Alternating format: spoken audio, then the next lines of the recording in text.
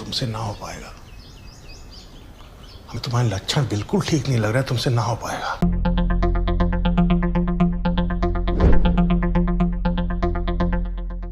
बेटा तुमसे ना हो पाएगा।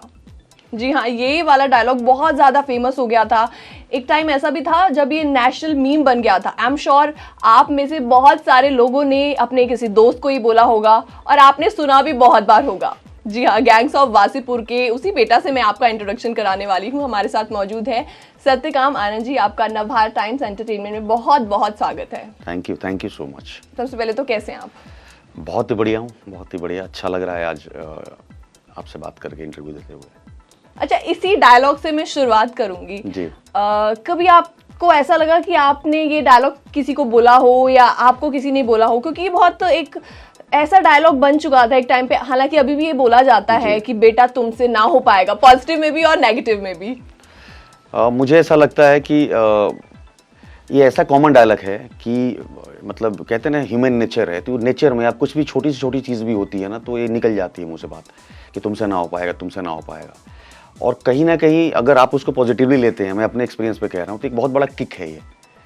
तो मुझे भी बचपन से इस तरह की चीज़ें जब हुई थी, बातें कि ये करना है, थिएटर करना है या प्ले करना है, तो इस बातें एग्जैक्टली ये लाइन नहीं होती थी, बट इसी तरह की बातें, तुम कर पाओगे यार, तुमसे होगा, नहीं हो पाएगा, सारी चीज़ें। तो ये इतना कॉमन है, प्लस मेरी पहचान इस लाइन से हो चुकी है। और लाइफ में ऐसी घटना घटी कि उस पर डाउट भी हुआ कि वाकई में तुमसे हो पाएगा कि नहीं हो पाएगा।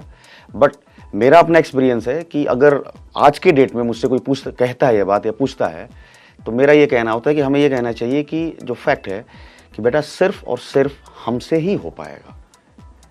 तो ये पूरे उठापटक चलता है और बहुत मजा आता है। छोटी छोटी चीज, किसी से स्कूटर स्टार्ट नहीं हो रहा है तो मजाक में बोल देते हैं बेटा तुमसे ना हो पाएगा। तो बहुत ही कॉमन है और हम सबके लाइफ में एग्जिस्टेंस है इस लाइन की।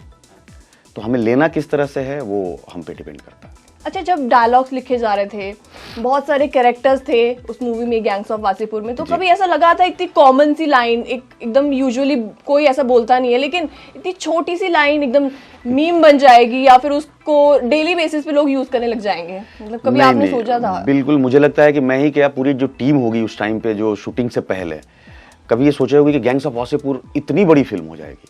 सबको, हम लोग तो फ्रेशर थे बहुत, और थोड़े से जो एक्सपीरियंस थे उसमें मनोज बाजपेयी साहब थे, तिग्वांशु धुलिया थे जो मेरे फादर बने उसमें, पीयूष मिश्रा थे, बाकी ऑलमोस्ट सब नए टाइप के थे। नवाज भाई थे, थोड़े बहुत हल्का फुल्का काम उस टाइम पे किया था। बट हम सबको ये जरूर पता था कि हम उस आदमी के साथ काम कर रहे हैं जिनका नाम है अनुराग कश्यप। और अनुराग कश्यप का ये था इंडस्ट्री में, तभी भी था, अब तो खैर हो ही गया, कि इनके साथ अगर आपने किसी एक्टर ने काम कर लिया तो वो ISI मार्क का जो होता है ना, वो लग जाता है। तो मैं पर्सनली बताता हूँ, और हमारे साथ जितने भी सारे लोग थे, हम लोग सबके मन में यही बात हो रही थी कि यार अब कोई हमसे पूछेगा नहीं या डाउट नहीं करेगा कि तुम में टैलेंट है या नहीं है। अब हमें प्रूफ नहीं करना होगा कि हम एक्टर हैं या नहीं है। मुझे लगता है इतना ही हमने सोचा होगा, लेकिन ये हो जाएगा। और कमाल की बात है कि 10-11 साल हुए, आज भी मीम्स की दुनिया में, देश में, पूरे वर्ल्ड में कुछ भी ऐसी घटनाएं घटती है तो एक टिपिकल सा बहुत ही फोटो है मेरे और मेरे पिताजी का, जब वहां पे हमने रखा है ऐसे, तो सिर्फ सर अलग हो जाता है।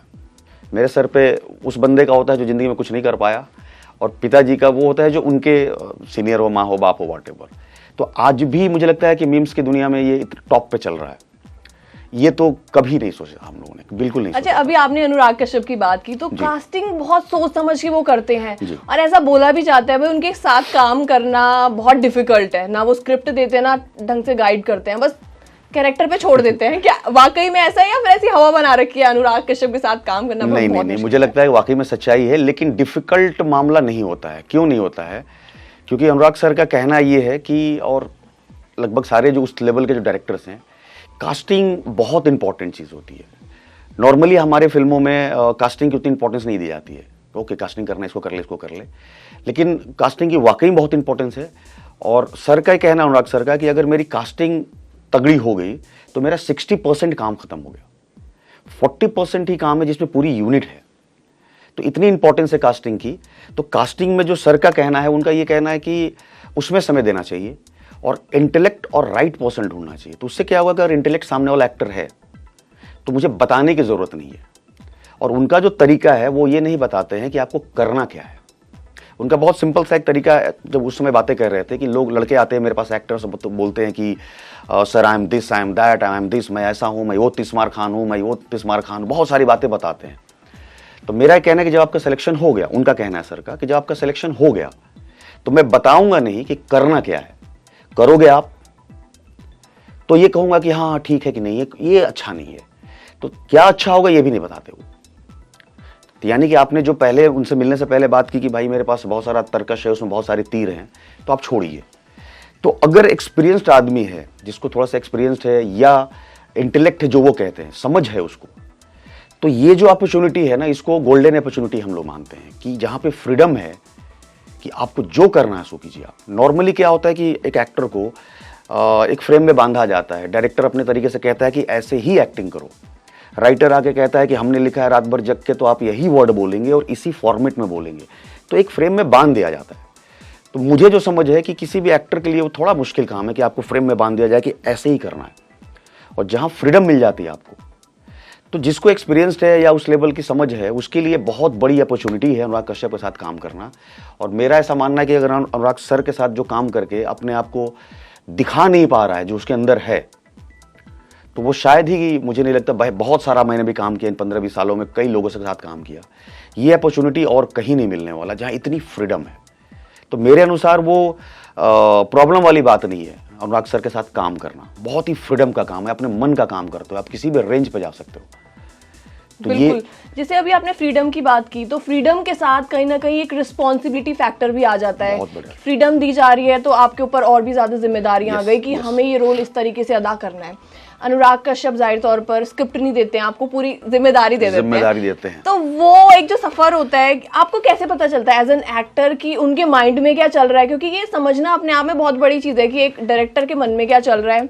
एक्टर का तरीका अलग हो सकता है प्रेजेंट करने का, तो वो जो एक गैप होता है या सोचने का तरीका, नजरिया होता है, एक्टर के मन में कैसे आ जाता है भाई अनुराग कश्यप ये चीज सोच रहा है? अब मुझे लगता है कि वो उसी लेवल के लोगों को ढूंढते हैं जो उनको समझ जाए। और एक चीज मैं इसे बहुत अपनी तरफ से कहना चाहूंगा, मैं साइकोलॉजी का आदमी हूँ। अच्छा।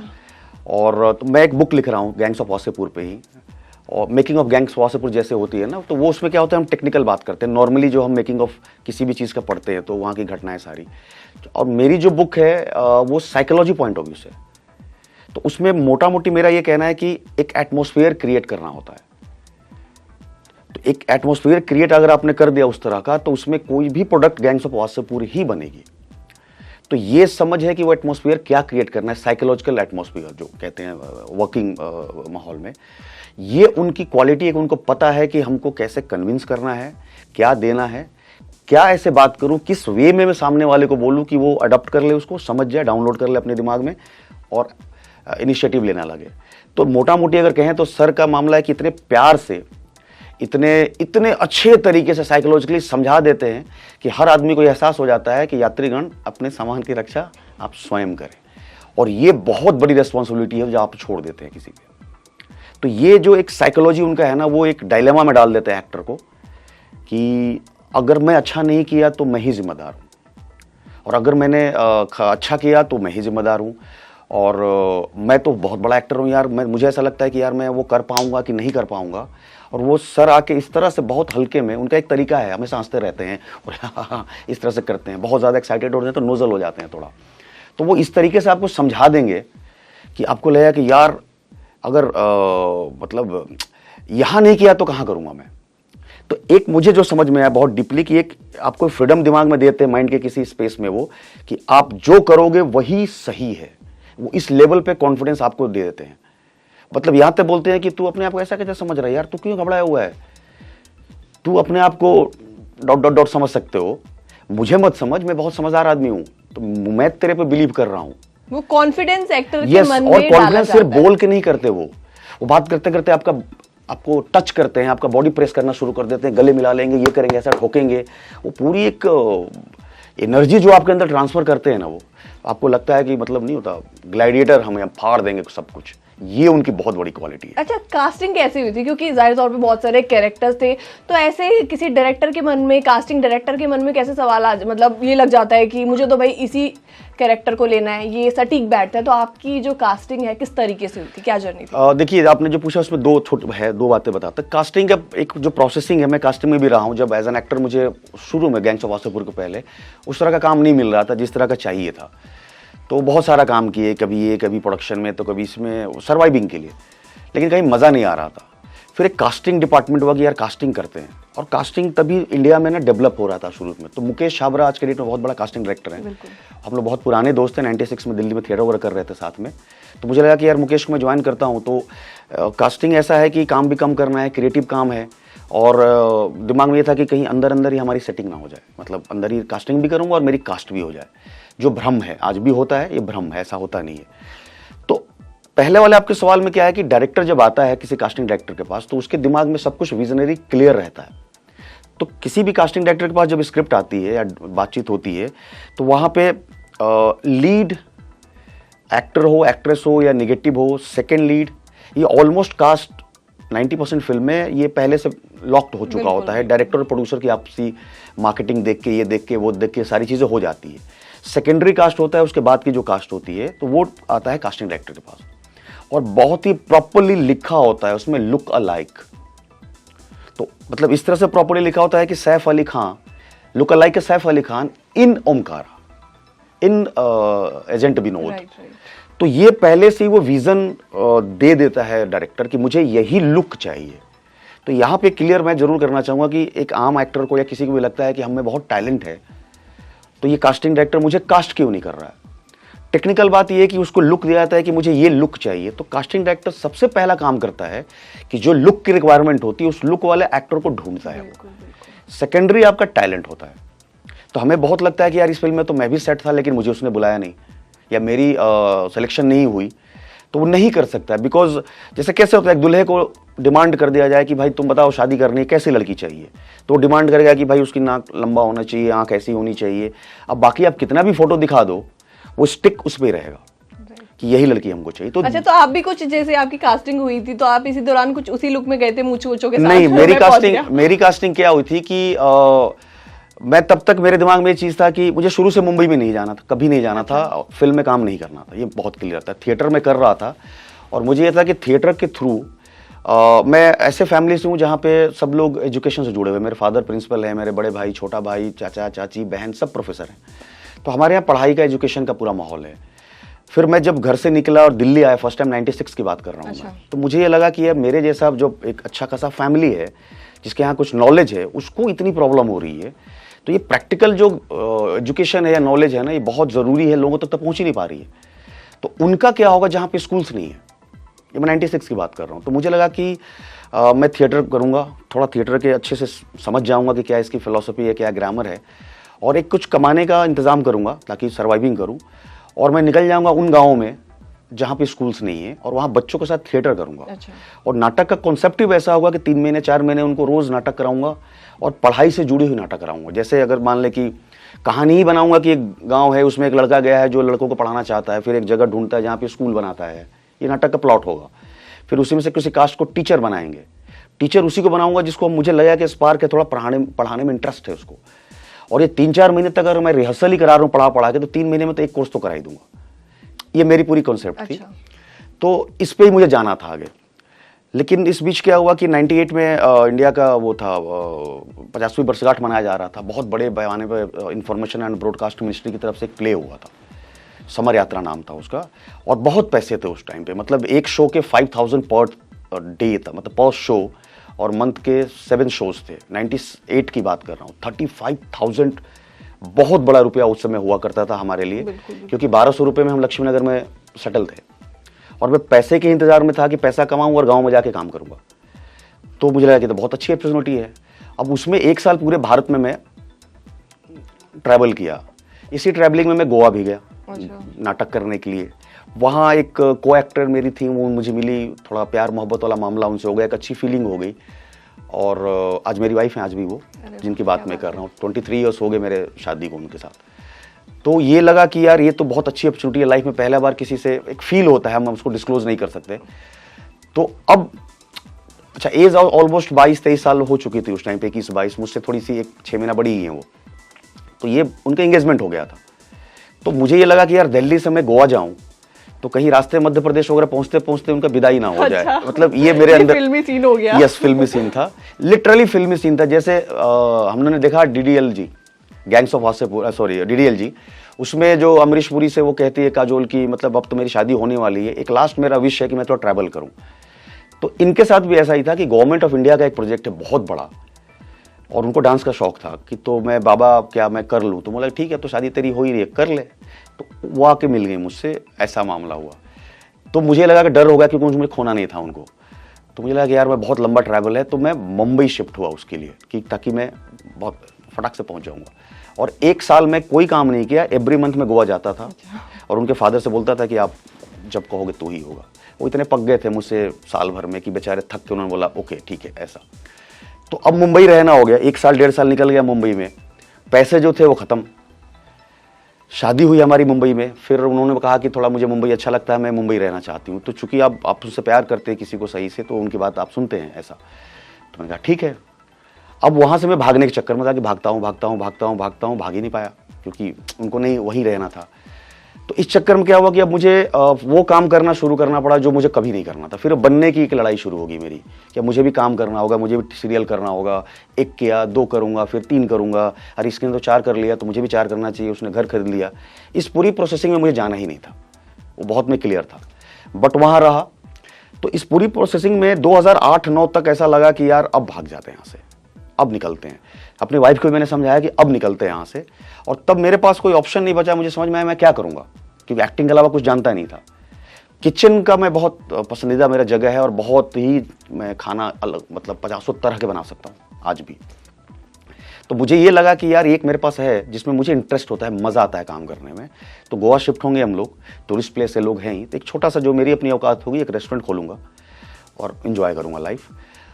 बहुत ज़्यादा अगर मुझे कोई प्रॉब्लम होगी कि यार मेरा जो क्रिएटिव पार्ट है ये सारी चीज़, तो छोटे छोटे बच्चों के साथ मैं थिएटर करूँगा। क्योंकि छोटे बच्चे इसलिए क्योंकि फिर मेरा एम्बिशन कुछ नहीं होगा। जहाँ एम्बिशन हम आता है ना, वहीं पे हम, जैसे विवेकानंद जी का एक कहना भी है कि जो जितना ज़्यादा महत्वाकांक्षी है उतना ज़्यादा दुखी है। तो हम जितना ज़्यादा सपना देखते हैं उतनी ज़्यादा हम स्ट्रगल करते हैं। बिल्कुल। तो ये मामला रहा। फिर दिमाग में एक बात आई कि यार एक आखिरी मौका कोशिश जरूर करते हैं कि लाइफ में आगे मलाल ना हो कि यार एक कोशिश करता शायद। ये सोच के हमने एक फिल्म बनाई थी हमारे कुछ दोस्तों ने मिलके।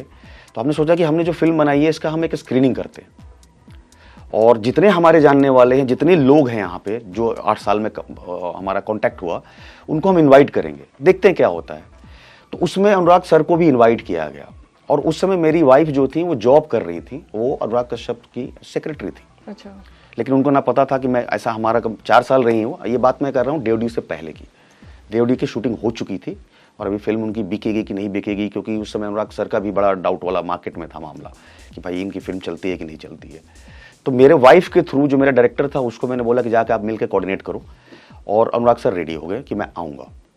सर आए, उन्होंने मुझे देखा क्योंकि मुझे जानते थे पहले से, क्योंकि कई सारे शॉर्ट फिल्म से जिसमें नवाज और मैंने की है पहले काम। अच्छा। और नवाज सर के साथ बहुत दिन से, दिल्ली से ही एक दूसरे को जानते थे अनुराग सर और नवाज भाई। तो उन्होंने मुझे देखा तो बोला कि अरे तू यहाँ क्या कर रहा है, तू तू तू क्या कर रहा है, ऐसा ऐसे करता। मैं कहा कि अब मैं क्या बोलूँ। मैंने कहा सर आप अंदर तो चलिए देखिए। उन्होंने फिल्म देखी, बहुत तारीफ की सबकी, कि मतलब तारीफ इस बात की उन्होंने की, बहुत क्वालिटी है उनमें, बहुत कमाल के आदमी हैं वो। मतलब सबने ये कहा कि इस फिल्म में ये कमी है, ये कमी है, ये कमी है, ऐसा होना चाहिए, वैसा होना चाहिए। उन्होंने कहा कि एक बंदा जो सोचता है कि मुझे ये करना है और उसने कर दिया, इससे बड़ी दुनिया में कोई चीज़ नहीं है, बाकी तो सब ठीक हो जाता है। मतलब ये उनका लैंग्वेज होता है, सब ठीक हो जाता है। तो वो स्क्रीनिंग सर आए और सर ने फिल्म देखा और मुझे बोला कि मैं एक झारखंड वेस्ट फिल्म बना रहा हूँ, तू करेगा काम उसमें, क्यों नहीं करेगा, ऐसा मामला। तो मतलब ये मैं अभी कह रहा हूँ, बोल नहीं पा रहा था उस समय। ऑफिस में आया, उन्होंने बताया कि ऐसी ऐसी फिल्म है, एक JP सिंह का कैरेक्टर है, तो तू करेगा। मैं क्या करूँगा। तो इस तरह से मेरी ऐसी कास्टिंग हुई। अच्छा, बड़ा देसी माहौल था वहाँ पे, एकदम देसी टच दिया गया था। तो कुछ इस दौरान आपका कोई ऐसा किस्सा जो आप ऑडियंस के साथ शेयर करना चाहें? देसी मतलब कि उनको ये पता है कि हमें किस तरह का माहौल चाहिए, पर माहौल के ही सारा वो तुमको पता है किस तरह का माहौल चाहिए, किस तरह का लुक चाहिए। तो मतलब इतना एंजॉयमेंट वहाँ होता था, इतना मैं क्या बोलूँ, इतनी बड़ी बातें हैं कि मैं छोटे में कहना थोड़ा सा मुश्किल हो रहा है, लेकिन उनको पता है कि किस तरह का माहौल बनाना है जो हमें ऑन स्क्रीन चाहिए। व्हाट केमिस्ट्री के बारे में पता है कि मैं क्या ऐसा एक्शन लूंगा या किसी क्या बात करूंगा कि मुझे वो रिटर्न्स में मिल जाएगा। तो माहौल बहुत ही मजेदार था, एकदम देशी था, सब देशी लोग थे, जो जैसे है वैसे है, वैसा मामला था। क्योंकि कोई ऐसा उसमें बहुत फिल्टर भी नहीं दिखाया गया, कई बार बहुत ज्यादा ग्रूम कर दिया जाता है एक्टर्स को। तो उस मूवी में हमेशा हर कैरेक्टर को देख के, ना सिर्फ केवल एक कैरेक्टर को देख के, बल्कि हर कैरेक्टर को देख के यही लग रहा था यार ये तो एकदम रॉ है, देख के मजा आ रहा था, कोई फिल्टर नहीं लगाया गया था। तो जेन्युइनली ऑडियंस उस चीज को बहुत ज्यादा एंजॉय कर रही थी। हाँ, कोई फिल्टर नहीं था। इसका एक रीजन ये भी था कि मैक्सिमम उसमें फ्रेशर थे, ठीक है, और सबको इस बात का पता था, एज एन एक्टर भी सबको पता था कि सबके सब तिस्मार खान है, सावधानी हटी दुर्घटना घटी, मतलब वो वाला मामला था। तो सब अलर्ट रहते थे। तो एक माहौल भी होता है ना जो आपको फिल्टर बना देता है कि हम ना चाहते हुए भी हमारे अंदर एक एटीट्यूड आ जाता है, हमारा रॉनेस खत्म हो जाता है। ये उनका ही कमाल था कि हम डरे हुए भी थे और हम एक्साइटेड भी थे और हम बहुत ज्यादा पावर भी फील कर रहे थे, और आउटपुट भी निकालना है, आउटपुट भी निकालना है। अच्छा, कुछ ऐसा जो आप शेयर करना चाहें, कुछ ऐसी मेमोरी या कुछ ऐसा फनी हुआ हो उस दौरान, कुछ भी ऐसा अनुराग कश्यप के साथ, क्योंकि काम करना ही अपने आप में, जैसे भी आपने बोला कि ISI का स्टैंप लग जाता है। तो बहुत सारी घटनाएं हैं, लेकिन मुझे भी आपने बोला तो एक याद आया कि उनकी बहुत कमाल की एक चीज है कि मतलब इतना ज्यादा प्री वर्क, जो फिल्मों में कहा जाता है कि प्री वर्क की कितनी इंपॉर्टेंस होती है, इतना ज्यादा प्री वर्क हो चुका था गैंग्स ऑफ वासेपुर का कि हर एक आदमी को अपना ही नहीं दूसरों का काम पता था। तो सेट का माहौल ये था कि वहां पे खेला जा रहा है, हंसा जा रहा है, सब लोग हंस रहे हैं। और सर कई बार ऐसा देखा है कि सर किसी से बात करते, मान लो आपसे कोई किस्सा सुना रहे हैं, अच्छा पता है ऐसा हुआ ऐसा हुआ ऐसा हुआ, तब तक असिस्टेंट कह रहा है कि सर शॉट रेडी है, तो बोलते थे रुकना 2 मिनट, रुकना थोड़ा खत्म कर लेता हूँ। तो ये बहुत ही एक अलग माहौल था। फिर कहानी खत्म करने के बाद जाके बोलते थे हाँ रेडी है हम लोग, एक्शन एक्शन, चल रहा है, अरे ये थोड़ा ज्यादा कर दिया आपने। एक ये हमेशा ये सेट पे होता था जो हम लोग, हर आदमी एंजॉय करता था। दूसरा एक कमाल का उनका चीज था कि जैसे आपको उन्होंने कास्ट किया है तो आपको उन्होंने बताया कि तेरा जो काम है ना वो 5 दिन का काम है, तो आपको लगा 5 दिन का काम है। अब जैसे दिन, अच्छा हर आदमी एक्टर लालची होता है, चाहता है कि यार मेरा भी काम हो। तो जैसे आपका 5वां दिन खत्म हुआ तो बोलते थे कि अरे क्या कमाल काम किया तुमने यार, तेरा फुटेज देखा रात को मैंने, क्या काम किया तेरा, कल रात को तेरा काम देख के मुझे लगा कि 4 दिन का कर तेरा काम और मैंने बढ़ा दिया है। वो जो एक्साइटमेंट आता है उस आर्टिस्ट में कि मैंने जो वर्क किया इसके लिए मेरा एक्सटेंशन हुआ, बाद में पता चलता है कि था ही वो 9 दिन का काम। अच्छा, ये उनकी स्ट्रैटेजी थी। तो ये सब कमाल की चीज थी उनकी। तो पता चला कि बोला अरे सर मेरा तो आपकी वजह से सर मैंने इतना अच्छा काम किया कि मेरा 4 दिन बढ़ाया। बाद में जब कहते हो को 9 दिन का ही काम, ठीक है, समझता है तो निकालना है काम। तो ये सब जो तरीका है ना, ये रोज एंटरटेनमेंट था एक्चुअली। जो स्क्रीन पे देख के आप लोगों को मजा है, हर ऑडियंस को, वो हम लोग ऑन सेट मजा लेते थे। हम लोग इंतजार करते थे कि एक शॉट शुरू हो, अब इसमें क्या गाली आने वाला है, क्या बोलने वाला है। बिकॉज गाली को लेके उन्होंने कहा था कि बहुत ही हमको ऑथेंटिक फिल्म बनानी है, नेचुरली फ्लो में जो निकल रहा है उसको निकलने देना है, जानबूझ के गाली नहीं देना है। तो मुझे ऐसा लगता है कि सबने गैंग्स ऑफ वासेपुर देखी होगी, बट कभी वो गंद वाली गाली कान में नहीं होती है। मतलब जैसे होता है ना टिपिकल एक गाली जैसा कि बुरा लग रहा है, सब मजे लेके, मतलब गाली का इतना ज्यादा मजा लेना शायद आर्टिस्टों ने मजा हम सब ने लिया, इसलिए उतना खराब नहीं लगता गैंग्स ऑफ वासेपुर जब हम देखते हैं बैठ के। तो लगता है कि खराब तो क्या, बहुत अच्छा लगता है। बल्कि गाली की बात जो कह रहा हूँ, नहीं हाँ ठीक है, वो बैलेंस कहीं ना कहीं वो दिख जाता है एक रॉ फॉर्म में जो निकलता है। यस। तो ये सब बहुत सारे उनका कमाल है। रोज मजा आता सेट पे, मतलब रूम में कोई बैठना नहीं चाहता था, चाहता कि आज मैं भी जाऊंगा। किसी ना किसी बहाने से लोग प्रोडक्शन से जिसकी जैसी अपनी समझ होती थी सेटिंग करके सेट पे पहुंचता था, क्योंकि वो माहौल देखना था। अच्छा, केमिस्ट्री आप लोगों की बड़ी ही मजेदार लगती थी देखने में। तो क्या ऑन स्क्रीन भी ऐसी रहती थी या ऑफ स्क्रीन भी आप लोग उतने ही मजे मस्ती और उतना ही रॉ फॉर्म में अपने मतलब एंजॉय करते थे? दोनों। मतलब उनका क्या हुआ ना, छोटा सा लाइन बताऊंगा, वर्कशॉप होता है, हम लोग कहीं भी वर्कशॉप करते हैं तो वर्कशॉप में टिपिकली 90% प्लेसेस पे ना आपको सिखाया जाता है कि डायलॉग्स यही बोलना है, यही करना है। अनुराग सर का जो था वर्कशॉप 10 दिन का, उस वर्कशॉप में एक भी बात एक्टिंग से जुड़ी हुई नहीं हुई, पर्सनल बात, ये बात। मतलब पहला दिन उन्होंने कहा था कि स्क्रिप्ट किसके किसके पास है, तो हम लोग नए नए लड़के थे, जैसे तो होनहार बच्चा होता है ना, जी सर हमारे पास है, हमारे पास है, हमारे पास है, अच्छा तेरे पास भी, तेरे पास भी, तेरे पास भी, डॉट डॉट डॉट बोला उन्होंने, कल ये दिखना नहीं चाहिए, फेंक दे इसको। तो मतलब मैं अपनी पर्सनल का बता रहा हूँ, मेरे लिए बहुत एक्साइटमेंट था कि ये कैसा आदमी है यार जो स्क्रिप्ट फेंकवा रहा फर्स्ट डे। और एक लाइन उन्होंने बोला था कि जो आर्टिस्ट लाइन्स में स्टक हो जाता है वो बहुत ही डॉट डॉट डॉट एक्टर होता है। इसके पहले मैं सीरियल कर चुका था, तो वहां पे राइटर्स लड़ते हैं ऐसा करके कि हम बेवकूफ नहीं है जो रात भर जगते हैं, यही वर्ड आप बोलेंगे। तो ये समझ में आया। और उस 10 दिन की स्थिति ऐसी थी, खाली घर की बात, इधर की बात। जैसे एक एग्जांपल छोटा दूंगा कि वहां पे ना, ये भी उनका ब्रेन ही होगा मेरे अनुसार, बहुत हाई ब्रेन है वो। दरी बिछाया गया था, फिर प्लास्टिक की चेयर थी और सोफा। तो फर्स्ट डे जैसे एंट्री किया तो जिसकी जैसी औकात थी अपना सबने जगह पकड़ लिया। अच्छा। तो फर्स्ट डे सोफा पे सिर्फ मनोज बाजपेयी बैठे थे, तिग्मांशु धूलिया भी बैठ गए थे, मतलब वो लोग दोनों दो ऐसा करके, बाकी सब जिसकी जहां औकात थी, प्लास्टिक पे जो बैठना था बैठ गया, जो दरी पे बैठ गया। ये मेरे अनुसार उनकी पूरी स्ट्रैटेजी थी। 3 या 4 दिन के बाद हर आदमी कहीं कहीं बैठ जाता है, जिसको सोफा बैठना है बैठ जा रहा है। ये उनका कमाल था कि इतना उन्होंने खोल दिया था कि वहां पे मनोज बाजपेयी से जो एक डिस्टेंस था कि वो बहुत बड़े एक्टर हैं, बहुत बड़े स्टार हैं, वो डिस्टेंस उनकी तरफ से भी खत्म कर दिया गया, और जो नए फ्रेशर थे हम लोग उनकी तरफ से भी कर दिया गया। तीसरे चौथे दिन में आराम से करके कि मनोज भैया थोड़ा सिगरेट दीजिए ना, मनोज भैया थोड़ा चाय पियेंगे क्या। तो ये जो मनोज सर से मनोज भैया हुआ, ये उनकी पूरी पॉलिसी थी, स्ट्रैटेजी थी, ताकि मिक्सअप हो हम लोग। और वो मिक्सअप, वो जो केमिस्ट्री आपको ऑन स्क्रीन दिखाई दे रहा है, कि वो फियर नहीं कि मनोज बाजपेयी और मैं दोनों दोस्त थे मान लीजिए फिल्म में, और यहाँ पे ऑफ स्क्रीन वो बहुत बड़े सर है, हेलो सर कैसे हैं ऐसा, और कैमरा ऑन होते ही हम कैसे दोस्त बन पाएंगे, वो दिखेगा मामला। तो ये भी उनका एक बहुत बड़ा स्ट्रैटेजी था, जो केमिस्ट्री गैंग्स ऑफ वासेपुर में इस ऑन स्क्रीन सबका दिख रहा है, जो मुझे लगता है कि बहुत बड़ा प्लस पॉइंट है पूरी फिल्म के इतना बड़ा सक्सेस होने में। तो ये उनका कमाल है। बिल्कुल, जैसे अभी आपने मुझे बताया था इससे पहले कि आप का जो परिवार है वो शिक्षक फैमिली से, आपके फादर प्रिंसिपल थे जी। तो जनरली देखा जाता है जैसे अमूमन डॉक्टर्स की फैमिली से एक डॉक्टर निकलता है, टीचर्स की फैमिली से एक्सपेक्ट किया जाता है कि हाँ हमारा बच्चा भी टीचर बनेगा। तो आपको ऐसे एक्टिंग का कीड़ा कहाँ से? ये मेरे घर वालों ने ही ऐसा किया। मेरा चूंकि छोटा शहर है आरा, बिहार में एक जगह है, पटना से पहले आरा, और चूंकि स्टेटस सोसाइटी में स्टेटस अच्छे था, मेरे फैमिली के सब पढ़े लिखे लोग, प्रोफेसर लोग, प्लस मेरे फादर के ट्यूशन भी था। मैं पढ़ने में बहुत उस लेवल पर नहीं था जो उनको चाहिए था। तो मेरे फादर को बहुत इस बात का था कि यार इसका तो 65% ही मार्क्स आया है, तो अगर उसका बेटा ही मार्क्स कम ला रहा है तो ट्यूशन पढ़ने कौन आएगा। तो ये उनका एक बहुत बड़ा फियर था। दूसरा ये था कि मेरे बड़े भाई साहब बड़े कॉलेज में पढ़ते थे, पटना में एक साइंस कॉलेज जहाँ पे 90 प्लस मार्क्स चाहिए होता है, और मेरा था 65। तो मेरे घर वालों का ये था कि सोसाइटी क्या कहेगी कि बड़ा बेटा वहाँ पढ़ता है और छोटा बेटा पढ़ता ही नहीं है। तो उन लोगों का ये दिमागी कीड़ा था कि इसको स्पोर्ट्स कोटा पे, कल्चरल कोटा पे इसका नाम हम लोग लिखवा देंगे। तो उन लोगों ने मुझे ड्रामा में डाला और स्पीच तैयार करवाया कि आप एक स्पीच तैयार कीजिए, जाए तो वहाँ पे ट्रायल देना होगा। तो मैं ट्रायल दिया, एडमिशन मेरी वहाँ नहीं हो पाई, बट ये जो बहुत मुझे अच्छा लगा कि यार बड़ा कमाल की चीज़ है, तो आप एक्टिंग मुझे बहुत अच्छा लगा उस टाइम पे। तो मैं करने लगा। फिर घर में कोई प्रॉब्लम थी नहीं, बहुत ही खुले विचार के लोग थे। लेकिन 10+2 जैसे ही मेरा खत्म हुआ, वही प्रेशर सोसाइटी वाला मेरे ऊपर भी आया कि आपको इंजीनियर बनना है। तब तक मैं थोड़ा सा रेवोल्यूशनरी हो गया था, और हमारे घर में अभी भी है, तभी भी था कि हम खुल के बात कर सकते हैं। तो मैंने फादर को यही बोला कि यार आप मुझे वो काम कराओ जिसमें मैं आपको रिटर्न दूँ।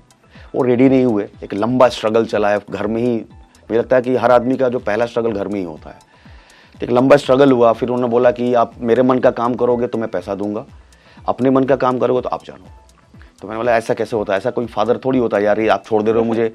तो बोले कि नहीं तुम्हारी मर्जी है। अब बहुत अच्छे से फिर मैंने ट्यूशन पढ़ाना शुरू किया। तो मुझे पढ़ाई तो चूंकि मैं पढ़ा नहीं था बहुत, तो 4-5 का ट्यूशन पढ़ाया। तो उस समय 8 रुपये मिलता था, 96 की बात कर रहा हूँ। तो मुझे लगा कि 8 रुपये में तो पूरी ज़िंदगी निकल जाएगी मेरी, कहाँ पैसा कमा पाऊँगा, दिल्ली आना था। फिर कुछ और किया बाबूजी के पैसा वसूलना शुरू किया जो वो लेते नहीं थे पढ़ा के ट्यूशन। एक मोटा पैसा आया मेरे पास, बाबूजी का वसूला हुआ पैसा, और बड़े ही फिल्मी अंदाज में, चूंकि फिल्म तो थी दिमाग में, जैसे बच्चन साहब कैसे एक दीवार वगैरह में टेबल पर बैठते थे कॉन्फ्रेंस में, पैर पे पैर रख के ऐसा। मैंने बोला कि पैसा मैंने इतना कमा लिया है, अब मैं दिल्ली जाऊँगा, आप मुझे रोक नहीं पाएंगे। तो बोले जाओ। तो वहाँ से दिल्ली आया। अस्मिता ग्रुप है यहाँ पे अरविंद गौड़ जी का, उनके साथ थिएटर किया। तो यहाँ थोड़ा समझ में आया कि ग्रामर भी कुछ होता है थिएटर का, और फिर आगे जर्नी निकली। अच्छा, फैमिली वालों ने देखी आपकी गैंग्स ऑफ वासेपुर, उनको कैसा लगा आपका रोल? देखिए, गैंग्स ऑफ वासेपुर से पहले क्या था कि चूंकि सोसाइटी सवाल करती है, तो मेरे फादर से भी बहुत सारे लोग सवाल करते हैं कि दुनिया भर के लोग आ रहे हैं तो आपका बेटा दिख ही नहीं रहा है स्क्रीन पे। तो एक बार मुझे याद है मेरे फादर ने फ़ोन करके बोला था कि भोजपुरी हम लोग की भाषा है, कि तुम, हिंदी में बता रहा हूँ, कब आओगे तुम स्क्रीन पे। तो मैंने कहा कि जब जमाना होगा। तो कह रहे हैं कि अरे आजकल तो बिल्ली और कुत्ता भी आ रहा है, तुम ही नहीं आ रहे हो यार। तो मुझे ये बात समझ में नहीं आई कि बिल्ली कुत्ता किसकी बात कर रहे हैं। तो डिस्कवरी चैनल की बात कर रहे थे। तो मैंने कहा कि वो बिल्ली कुत्ता है इसलिए नहीं आएगा, मैं आदमी हूं तो लेट हूँगा। तो ये था, लेकिन उनको बहुत झेलना पड़ता था, हर आदमी पूछता था उनसे।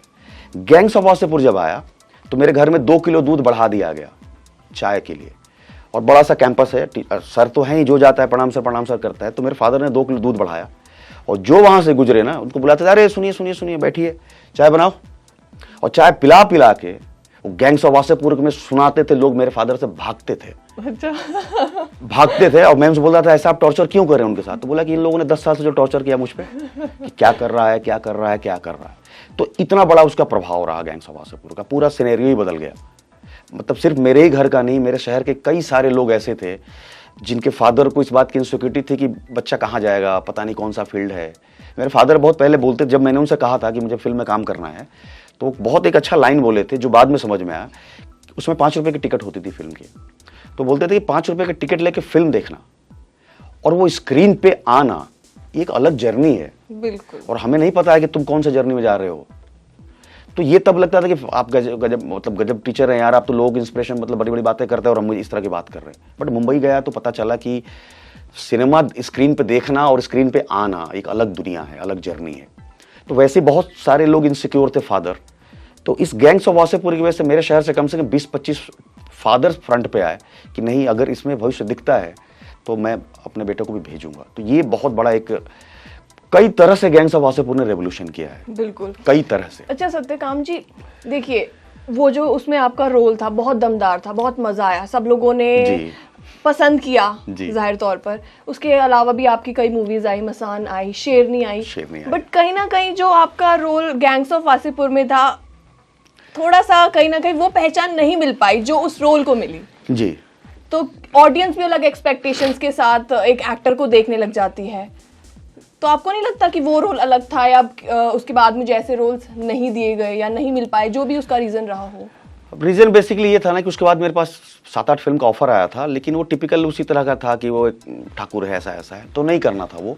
लेकिन 3 बड़ी फिल्म थी जिसके एवज में मैंने नहीं करना था। उसमें एक फिल्म थी द माया टेप, जिसमें मैं और नवाज भाई ने लीड में हैं उसमें, और राजकुमार हिरानी ग्रुप की फिल्म थी, आज तक रिलीज नहीं हुई वो। एक अभय देओल उस समय आए थे मार्केट में, नया नया उनका इमेज था आमिर खान जैसा, कि बहुत ही अलग कॉन्सेप्ट सोचते हैं, अलग तरह की फिल्म करते हैं। उनकी एक प्रोडक्शन की फिल्म थी मिसेज स्कूटर, उसमें मैं और अंजलि पाटिल एक एक्ट्रेस है, नेशनल अवार्ड विनर है, उन लीड में काम किए हम लोग।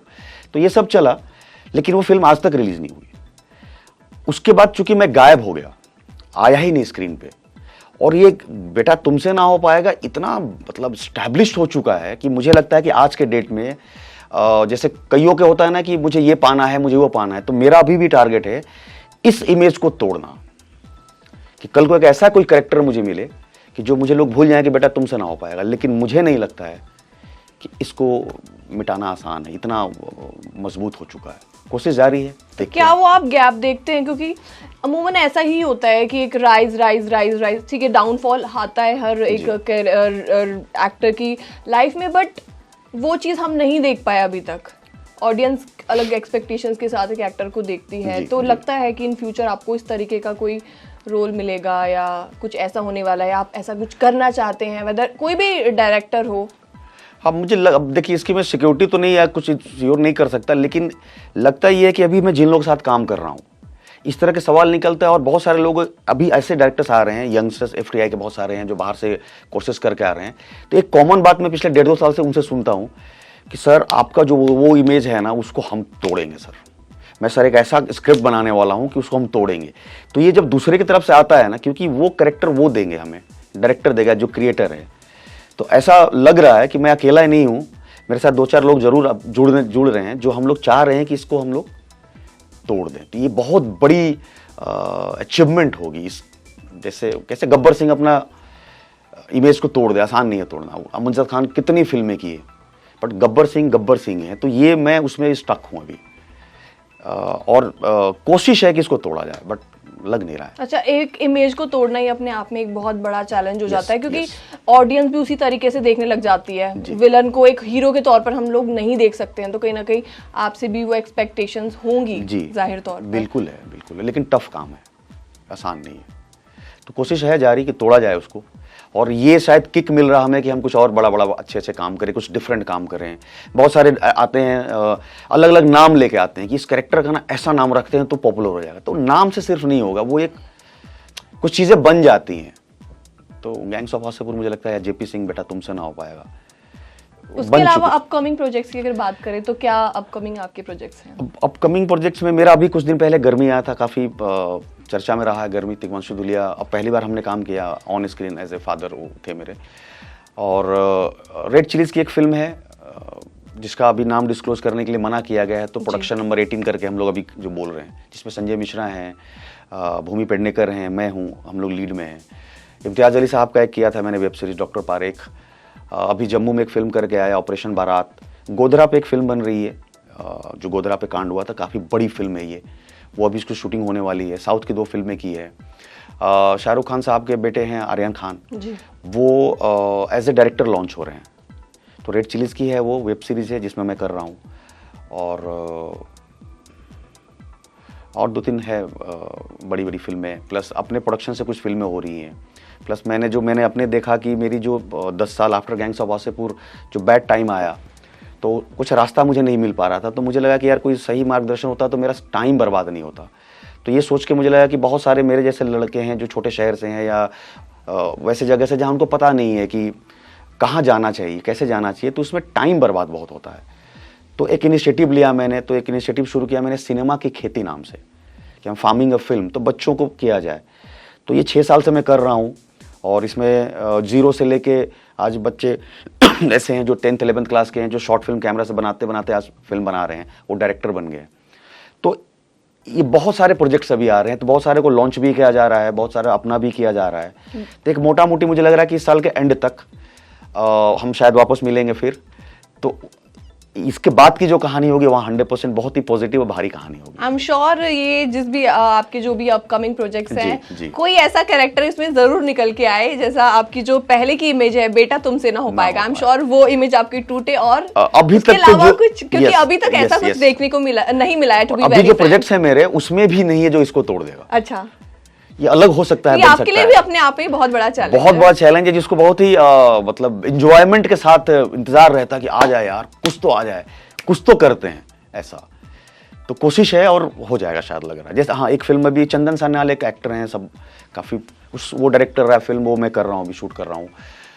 एक बहुत ही स्पेशल फिल्म बन रही है, उसके बारे में मेंशन करना चाहूँगा। इसी दौर में एक है, वो एक छोटे शहर की एक लड़की हैं जो एक्ट्रेस बनने गई थी, और वो इतनी खूबसूरत हैं कि जहाँ भी जाती थी वहाँ पर उनकी कास्टिंग हो जाती थी। लेकिन जैसे ही कास्टिंग होता था तो खबर आता था अगले दिन की, और डायरेक्टर साहब चाह रहे हैं आपके साथ लोनावाला में रीडिंग करना, डायरेक्टर साहब को चाह रहे हैं कि दुबई चले जाएं रीडिंग करना। तो ये जो दुबई जाकर रीडिंग करना होता है, लोनावाला, ये रीडिंग कम कुछ और ज़्यादा होता है। तो वो सारे काम मिले उस लड़की को, लेकिन एक भी काम वो नहीं कर पाई क्योंकि उसको कंप्रोमाइज़ नहीं करना था, और उसकी खूबसूरती उसके लिए दुश्मन बन गया था, ऐसा मामला हो गया था। तो लाइफ में डिप्रेस होगी बहुत, सुसाइड की स्थिति आ गया, उसको सुसाइड करने जाऊँ, घर में कैसे जा सकती हूँ लौट के। इसी दौरान वो मुझसे टकराई इसी सारी चीज़ों में, तो उनको ठीक किया गया, क्योंकि मैं साइकोलॉजी का थोड़ा हूँ तो थोड़ा दिमाग का आता है मुझे मामला। ठीक किया गया, उनको एक ज्ञान दिया गया और उनसे कहा गया कि दुनिया में आप कोई नहीं करेगा, आप अपने आप को आप ही लॉन्च करो बेटा, तुम ही कर पाओगे जो हमने बात किया था। और वो उस तरह से बूम हुई, और आज के डेट में उन्होंने एक फिल्म डायरेक्ट की है जिसमें एक्ट्रेस भी वही हैं और डायरेक्ट भी उन्होंने किया है, और एक बहुत बड़ी फिल्म है, बहुत ब्यूटीफुल फिल्म है जिसका नाम है डोर। तो रत्ना पांडे नाम है उनका। अच्छा। और मैं इसलिए उनका जिक्र करना चाहूँगा, अगर कोई सुन रहा है तो कहीं ना कहीं एक इंस्पिरेशन मिलेगा उससे, कि कहीं भी आप थके, हार गए, ऐसा सारी चीज़ें हुई हैं, आप मुझसे भी कांटेक्ट कर सकते हैं लोग मेरे फेसबुक से, सही रास्ते पर जरूर ला देंगे हम लोग। तो डोर करके एक फिल्म है रत्ना पांडे का। और मैं इसलिए भी बोल रहा हूँ कि बहुत सारे ऐसे लोग हैं मेरे जानने वाले जो सुनेंगे ना, मेरे अपने ही लोग, उनके अंदर बहुत एनर्जी आएगी, बूस्टअप होगा कि ये सर वो जाके मेरी बात कर रहे हैं वहाँ। तो ये एक स्पेशल फिल्म है। 3-4 बड़े बड़े प्रोडक्शन की फिल्म है जो अभी मैं डिस्क्लोज नहीं कर पाऊंगा, बिकॉज अभी तक मेरा ही फाइनल 100% नहीं हुआ है। सब कुछ हो चुका है, बड़ी फिल्म है जो कि चेंज ओवर करेगा, रातों रात स्टार बना सकता है, और ये सारी चीजें। बिल्कुल सत्यकाम जी के साथ हम फिर से इंटरव्यू करेंगे, और आई एम श्योर कोई ऐसा कैरेक्टर आपका जरूर निकल के आए जिसके बारे में हम फिर से चर्चाएं करें और बहुत ज्यादा पॉपुलर हो जाए वो। तो मैं भी चाहूंगा कि नेक्स्ट टाइम हम लोग मिलें तो इसके आगे की बात हो और अच्छी अच्छी बात हो, बड़ी बड़ी फिल्मों की बात हो। तो बिल्कुल, बहुत अच्छा लगा आपसे बात करके, और मैं चाहूंगी आपके एक डायलॉग के साथ ही इस इंटरव्यू का एंड भी हम करें। जी बिल्कुल। और देखिए कमाल की बात एक बताऊं, और किसी भी फिल्म का कोई भी जो पॉपुलर होता है, जैसे बच्चन साहब ने कुछ कहा कि बाप का नाम हाथ पे लिखवा हुआ, वॉट एवर, जो भी उन्होंने कहा है इसलिए पॉपुलर हुआ। मेरे साथ बहुत उल्टा हुआ, जो शायद ही कभी होता है। बेटा तुमसे ना हो पाएगा डायलॉग से मैं फेमस हूं, जबकि डायलॉग ये मैंने बोला ही नहीं। आपने नहीं बोला, लेकिन इसके अलावा बहुत सारी मूवीज में आपने तो आई वुड रिक्वेस्ट यू कि आपका जो भी पसंदीदा है आप वो डायलॉग बोलें और ऑडियंस को थोड़ा सा उसी का एक बोलते हैं, एक सीन है उसमें कि गैंग्स ऑफ वासेपुर में ही है कि एक जगह प्लॉट है जहाँ पे हम लोग जा रहे हैं, गाड़ी है, मैं आगे बैठा हुआ हूँ, ड्राइवर है और पीछे पिताजी बैठे हुए हैं, और गाड़ी रुकती है और वहाँ पे दिखाते हैं। तो मेरा डायलॉग होता है कि तारूर बंधा हुआ था वहाँ पे, तो बोलता है कि वो सरदार खानवा जो है वो बांध दिया ऐसा कर। तो मेरा एक डायलॉग है कि अरे साला उसको इतना हिम्मत हो गया, साले को साला पता है उसको कि साला हम कौन है, साले 10 आदमी खड़ा करते हैं तो क्या कर लेगा वो, कुछ ऐसा था वो। तो बाबूजी तो बोलते हैं जपे जपे, ऐसा कुछ बोलते हैं। तो डायलॉग कुछ ऐसा ही है, और बाकी जो डायलॉग है लाइंस कम है और डॉट डॉट डॉट इतना ज्यादा है कि कई बार हम लोग को दिक्कत होती है बोलने। अच्छा, जैसे आप बोल रहे हैं ना, मेरे माइंड में वो मीम का वो ज्यादा चल रहा है जैसे आप बोल रहे हैं, तो कहीं ना कहीं क्योंकि मीम इतना ज्यादा वो वायरल हो गया ना, लोगों को बहुत एंटरटेन भी किया, और आज तक काफी टाइम हो गया रिलीज को, और उसके बाद भी आज भी वो उतना ही ज्यादा पॉपुलर है, वो ताजगी लगती है उस डायलॉग में, काफी ज्यादा रिलेटेड ऐसा बन गया है ना कि दुनिया में जितने भी सिचुएशंस घट रही है सब पे फिट है। उसमें एक लाइन है जो मुझे डायलॉग से वो मुझे बड़ा अच्छा लगता है, और बोलते वो वाकई में शर्म मतलब नहीं तो मजा आता है ऐसा कि पूछते हैं कि अच्छा कल रात को तुम कहाँ गए थे, तो मैं बोलता हूँ कि बाबूजी सिनेमा देखने गए थे। तो कौन सिनेमा, तो बड़ा ऐसे देख के हल्का सा ऐसा कुछ है ऐसा कि जी दिल वाले दुनिया ले जाएंगे। फिर वो बहुत ध्यान से देखते हैं, यहाँ पर टुड्डी पर रखते हैं, बोलते बेटा तुमसे ना हो पाएगा। वो करते समय भी इतनी हंसी आ रही थी, और क्या कमाल के एक्टर हैं दिग्वांशु धूलिया। तो ये सारी चीज़ें हैं, हमें भी अच्छा लगता है, आज भी जिक्र हो रही है, उसकी बात हो रही है। बिल्कुल सत्यकाम जी, आपका बहुत बहुत शुक्रिया हमसे बात करने के लिए, बहुत मजा आया, और आपने इतने सारे किस्से भी शेयर किए हमारे साथ, और आई एम श्योर हम दोबारा से मिलेंगे और बहुत सारी बातों के बारे में और भी ज्यादा बात करेंगे। Thank you so much. Thank you so much.